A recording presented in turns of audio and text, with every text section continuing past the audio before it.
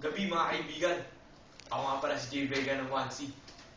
At ikawento ko sa inyo ang alamat kung bakit naagat ang putakti. Simulan ko na.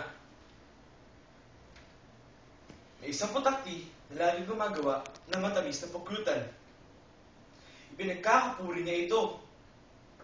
Naghahandog siya nito kay Jupiter, ang Diyos ng mga Diyos.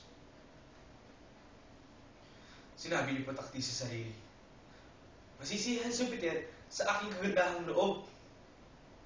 Ang regalo ko'y masarap at matamis. Ako'y hihiling sa kanya ng isang bagay. Nagmamadaling pumunta si putakti sa bundok na tirahan ni Jupiter. Tinanggap ni Jupiter si putakti ng buong kagalakan. Nagpasalamat siya kay putakti dahil sa handog nito. Putakti, maraming salamat sa iyo. Mabait ka talaga. Gusto kong makabayad sa iyo ng utang na loob. Magsabi ka ng anumang iyong kahilingan. Itong hinihintay ni putakti. Isang napakagandang pagkakataon. Siya yamot na yamot sa mga batag na nanakaw ng kanyang pagkutan. Ngayon, siya'y makakingi ng kasangkapang pananggalang. Putakti nagsalita, kamahal-mahalang Jupiter, bigyan mo po ako ng pangkagat na maaaring makamatay sa aking mga kaaway. Kanila pong ninanakaw ang aking pagkutan.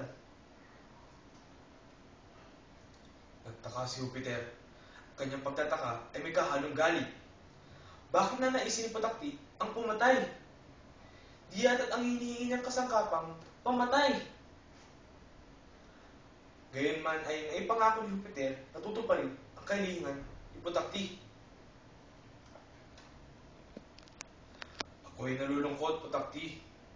Di ko akalain, iyan ang mapili mong kahilingan. Gusto mong maging mamamatay. Oo, ipagkakalob ko ang iyong hinihiling. Ipagkakalob ko ang hinihingi mong pangkagat na pamatay. Ngunit hindi ba ang papatayin mo kundi ang iyong sarili? Masasaktan ang kakagatin mo, subalit pagkatapos ay ikaw naman ay mamamatay. Iyan nga ang nangyari. Binigyan ng pangkagat si putakti. Ngayon, ang mga putakti na agat. Matapos ng kanilang kagatin ng iba, sila'y namamatay. Maraming salamat sa pakikinig. Salamat. Hindi ko na.